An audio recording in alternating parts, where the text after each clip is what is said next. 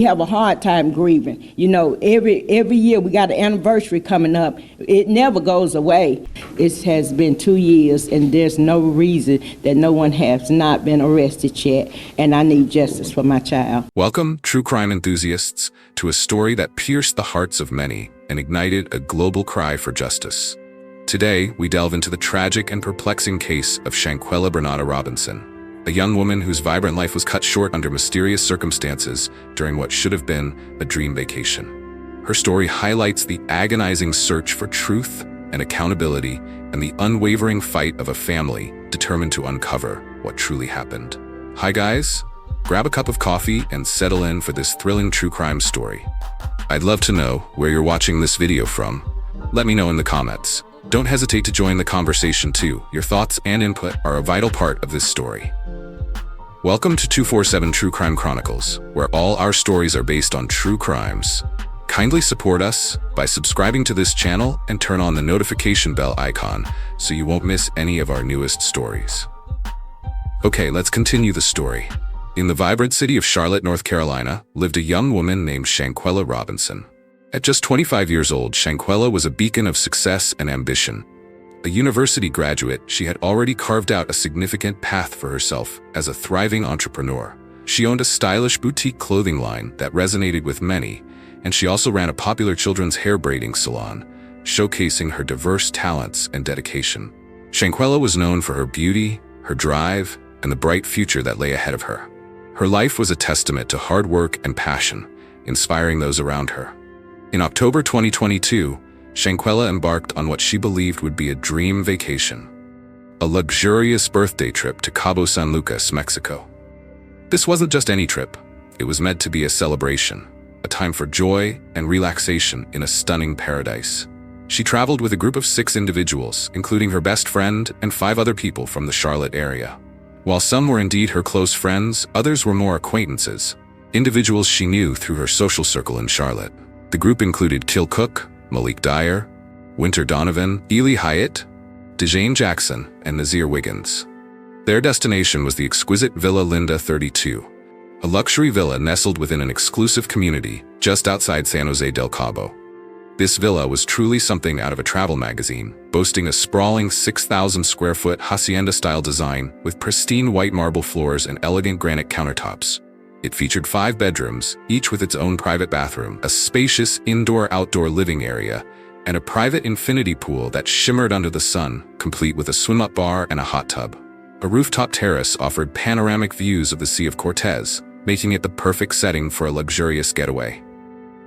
Villa Linda 32 promised leisure and paradise, but tragically, it would soon become the setting for a horrific nightmare. On their first night, October 28, 2022, Shanquella spoke with her mother, Shanquella Robinson, who was back home in North Carolina. Shanquella reassured her mother that everything was fine, that the trip was going well, and that she was enjoying herself.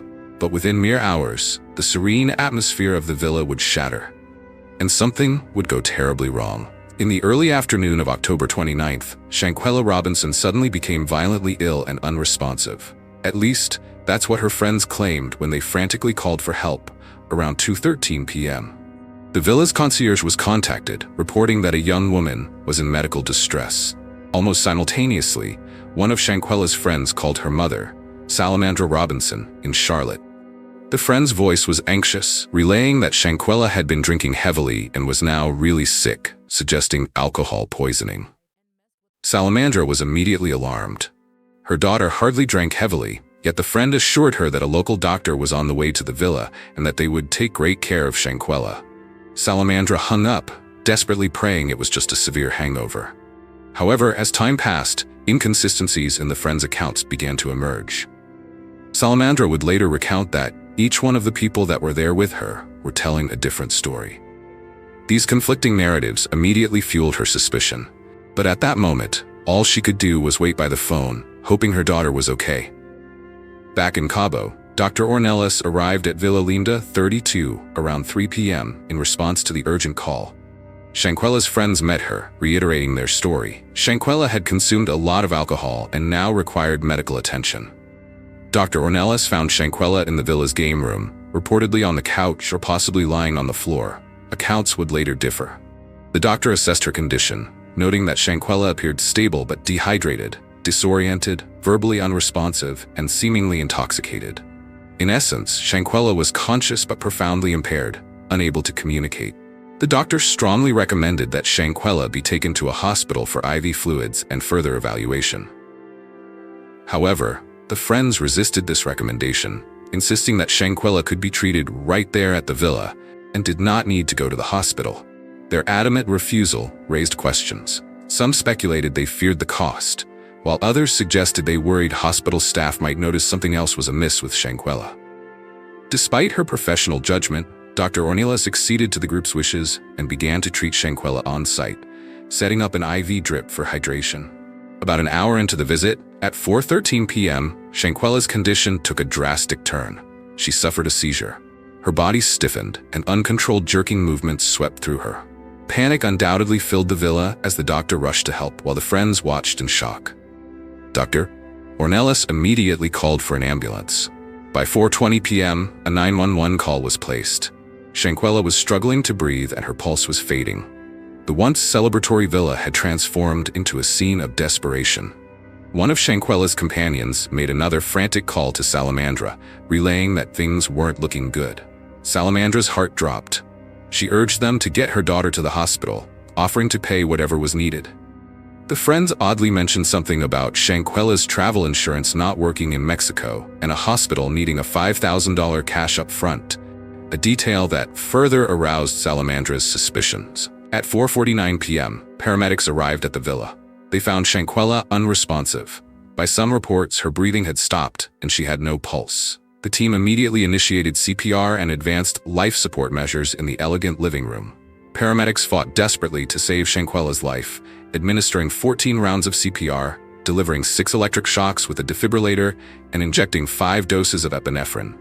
It was a prolonged, intense resuscitation effort lasting 45 minutes or longer, as doctors and paramedics cycled through every possible measure while the friends stood by, some crying, others stunned. Police officers Omar and David from Los Cabos PD arrived at 5:25 p.m., given the severity of the emergency involving a foreign tourist. The doctor met them, informing them that a young American woman had consumed too much alcohol and was now unresponsive. Police noted the scenario as described, with no mention of foul play, and waited. Heartbreakingly, at approximately 5:57 p.m., Shanquella Robinson was declared dead. Despite every effort, there were no signs of life. The carefree vacation had turned into a literal nightmare. The luxurious villa was eerily quiet, save for the sounds of sobs and whispers from her so-called friends. A life had ended, and no one seemed to understand how or why. The official paperwork prepared on the scene initially painted the incident as a tragic mishap, with the police report, based on the doctor's and friends' input, listing the cause of death as CPR arrest due to alcohol poisoning. It stated Shanquella died about 2 hours and 45 minutes after the doctor arrived, consistent with the timeline. The police noted no signs of internal or external injuries on Shanquella's body during their initial observation. Even U.S. State Department officials, relying on Mexican authorities, communicated to the Robinson family that Mexican authorities said there was no clear evidence Robinson was murdered. But almost immediately, inconsistencies began to surface, shattering the initial narrative. For one, the friends' stories didn't align. Salamandra Robinson noted that when the Cabos Six rushed home the day after Shanquella's death, leaving her body behind, each gave different accounts. One claimed a housekeeper found Shanquella unresponsive, another said they discovered her slumped in the bathroom, and yet another insisted Shanquella was found in a bed. They couldn't even agree on where in the villa Shanquella had been found while unconscious. These conflicting details were a massive red flag for the family. Then came a bombshell that would entirely shatter the alcohol poisoning narrative. A video emerged on social media, surfacing about 2 weeks after Shanquella's death. This leaked clip went viral, revealing a disturbing physical altercation. Filmed inside a bedroom at Villa Linda 32, Shanquella was seen completely defenseless, being brutally attacked by one of her female travel companions, later identified as DeJane Jackson. The attacker struck Shanquella repeatedly in the head and face, delivering punch after punch. Shanquella did not fight back. She appeared dazed or unwilling to retaliate. In the background, a male voice, presumably one of the other friends, recorded the assault, taunting her with, "Shanquella, can you at least fight back?" This line would become infamous, a haunting reminder that Shanquella was assaulted while others watched and did nothing. The video stopped shortly after, without showing the full outcome, but it was enough to contradict everything the friends had told Salamandra and the police. Shanquella had not simply fallen ill from alcohol, she had been beaten. When Salamandra saw the video online, her stomach turned. The friends who had sat in her living room cried with her and tried to reassure her it was a tragic accident, had never once mentioned a fight. Shanquella's body was flown back to Charlotte on November 12th, and her family noticed bruising inconsistent with alcohol poisoning. The leaked video ignited outrage, spreading across social media platforms and especially resonating within the Black community. This was not a tourist accident. By the video, it looked like a crime. Justice for Shanquella trended, and pressure mounted on authorities in both Mexico and the United States. Even before the video surfaced, Mexican authorities had begun to suspect foul play, thanks to the findings of Shanquella's autopsy in Baja California Sur. On November 5, 2022, just 1 week after her death, the Baja California Sur coroner's office released Shanquella's death certificate and autopsy report. The results were shocking and completely at odds with the initial police report. According to the Mexican autopsy, Shanquella Robinson died from a severe spinal cord injury and atlas luxation. In simpler terms, her neck was broken. The atlas, the first cervical vertebra at the base of the skull, had been dislocated, meaning her skull and spine were literally separated due to violent force. This kind of injury requires significant force, akin to extreme whiplash or a high-speed car accident or a brutal attack. The cause of death was listed as severe spinal cord injury and atlas luxation, not alcohol intoxication or cardiac arrest. It was a broken neck. The report also noted that the approximate time from injury to death was about 15 minutes, suggesting Shanquella sustained the fatal injury shortly before 3 p.m., possibly right before the doctor arrived at the villa, hinting at the violent encounter partially captured on video. Crucially, the Mexican autopsy explicitly stated that Shanquella's death was violent, not accidental, and nowhere did it mention alcohol or intoxication as a contributing factor. The earlier police report, based on assumptions, was debunked by forensic science. The Mexican autopsy was a game changer. It was notarized and provided to the family, who made it public through their attorneys. When Salamandra read it, her suspicions hardened into certainty. The broken neck, the cracked spine, it all aligned with her fears and what the horrific video suggested. Shanquella had been attacked and fatally injured by someone she was traveling with, someone she trusted. Federal authorities have a duty to thoroughly and quickly investigate a claim, and that every day that they delay is justice denied for this family. To the 6 that was with her. The sooner you come forward, the sooner you take your part in it, the sooner you can go on with your life. Because no matter what, you didn't have the right. Bernard Robinson, Shanquella's father, recounted his own reaction when Shanquella's body was returned to North Carolina on November 12th. He went to view her at the funeral home, and what he saw brought him to his knees. Through his tears, he promised his daughter, "Baby daddy will get you justice." At Shanquella's funeral a week later, attended by hundreds, Bernard declared, "All I want is justice. I just want the Mexican authorities, the embassy, to do the right thing, make it right, because they came over there on your soil and did what they did and came back here." He implored Mexican officials not to let this slide. Mexican authorities were indeed moving forward. Thanks to the autopsy results, they were now treating Shanquella's death as a potential homicide, specifically a femicide, a term under Mexican law for a gender-based killing of a woman.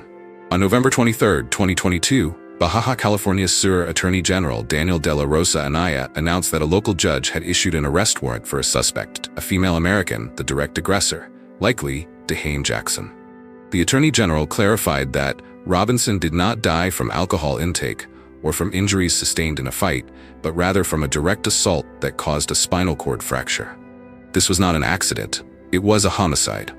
To secure the suspect's capture, Mexican authorities worked with Interpol and U.S. authorities to obtain an Interpol Red Notice, an international alert for a wanted person, to begin the extradition process. The idea was for the U.S. to arrest and detain the suspect on Mexico's behalf and send her back to face Mexican justice. The Baja California Sur governor even publicly stated, "There is no impunity in this case. Everything is under investigation. It's important to obtain the court order for whoever is responsible and also if there were any accomplices. By late November, Mexico's message was clear. They knew this was a killing. They had a warrant, and they wouldn't let it go. For Shanquella's grieving family, this news brought a measure of hope. Salamandra told ABC News that hearing an arrest warrant was issued felt like a relief. "I feel so good.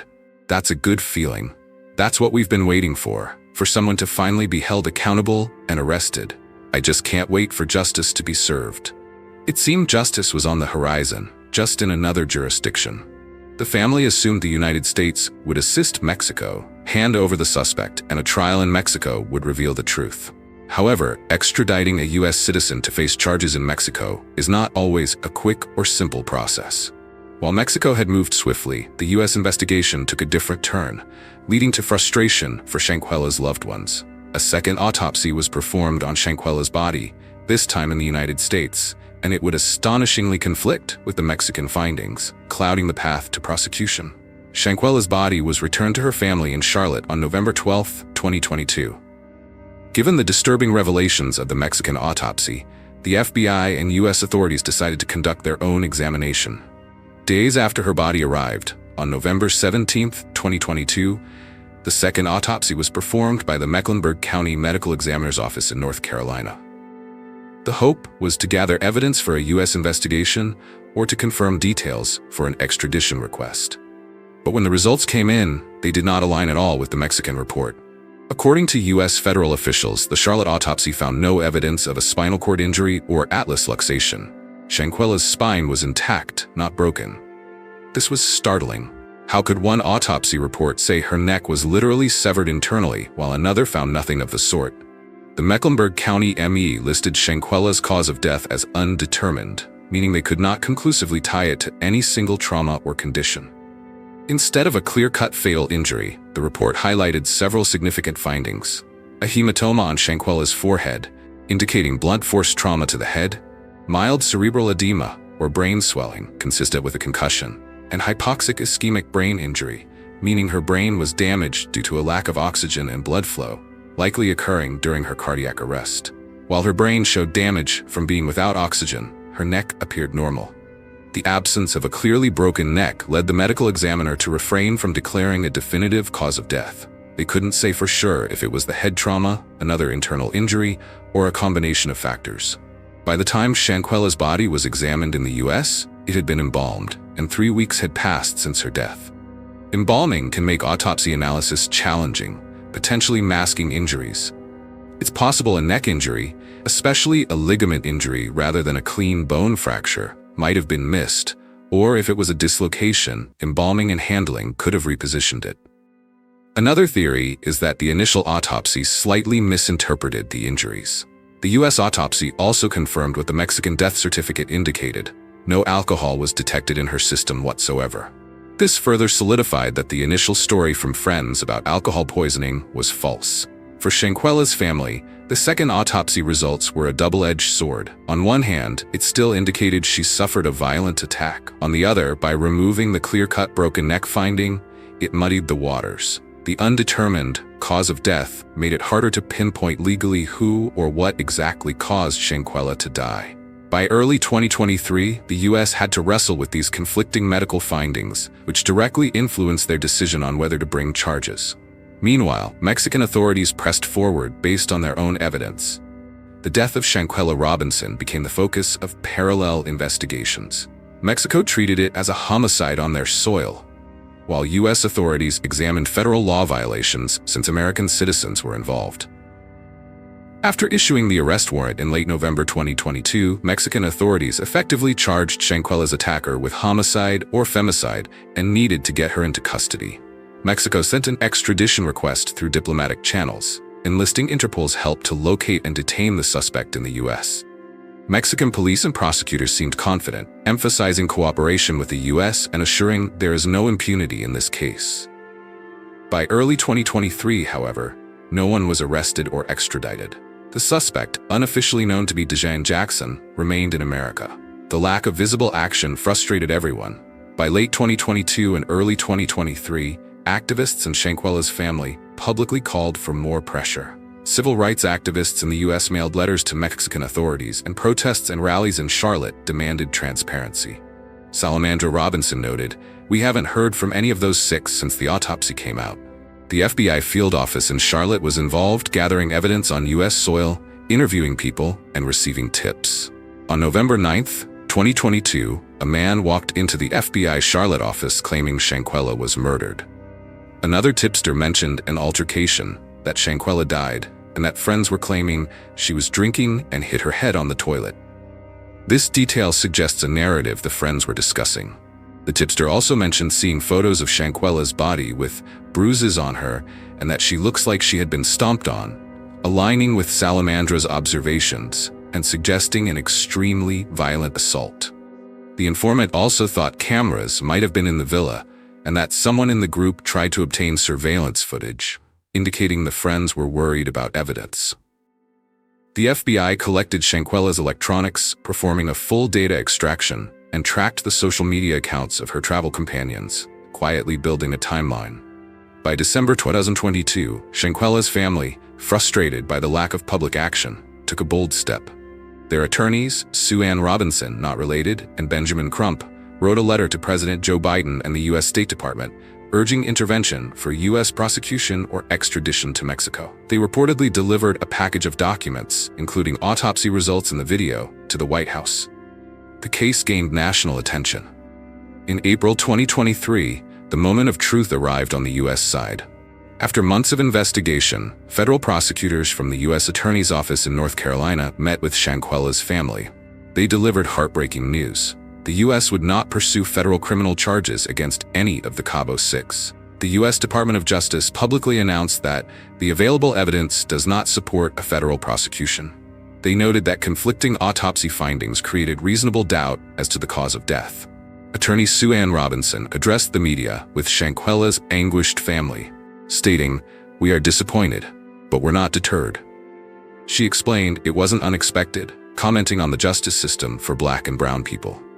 She revealed the Charlotte autopsy showed no spinal injury and an undetermined cause of death, conflicting with Mexico's findings. She also noted that Shanquella's attack was captured on video, yet no one would be arrested, reminding her of George Floyd. "It reminded me of George Floyd when we were told that we weren't seeing what we were seeing." The frustration was clear and palpable. The family then pursued a civil lawsuit in the U.S. against the Cabo Six, as well as against the FBI and State Department. In their legal responses, members of the Cabo Six sought to dismiss the lawsuit. Nasir Wiggins, for instance, denied all allegations, claiming he was not present during the incident and that the lawsuit failed to point to any specific wrongful act he committed. He argued that the claims against him were speculative. Other members similarly sought dismissal, arguing that a U.S. federal court was not the proper venue for a case where events happened in Mexico. The primary alleged attacker, DeHaan Jackson, who has reportedly changed her name to Amani Green, also filed her response without an attorney. She denied all allegations and argued technical defenses, claiming she was not properly served and that the statute of limitations had expired. However, the lawsuit was filed within the typical 2-year window for wrongful death claims in North Carolina. By mid-2025, none of the Cabo Six had publicly shown remorse or given explanations under oath, operating in pure legal defense mode. The DOJ also moved to dismiss the claims against federal agencies. In June 2025, a federal judge dismissed a large portion of the lawsuit, specifically all claims against the FBI and State Department, stating the family's case could not proceed against the U.S. government.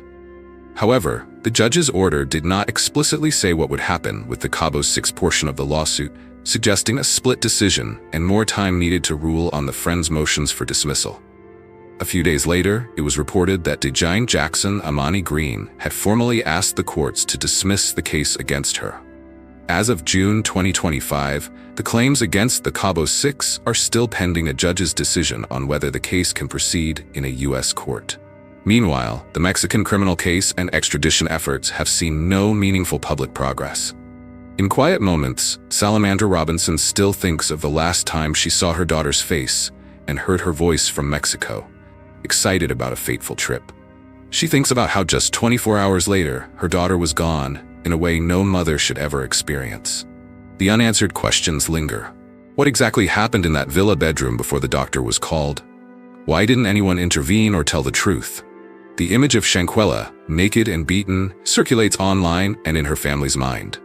In a June 2023 rally in Washington, Salamandra stood before supporters, holding a portrait of Shanquella in happier times. She said, "It's been hard. Our lives will never be the same. We will not stop until we have justice for Shanquella." To this day, a pink cross with Shanquella's name stands in her family's yard as a reminder and a promise that her story isn't over.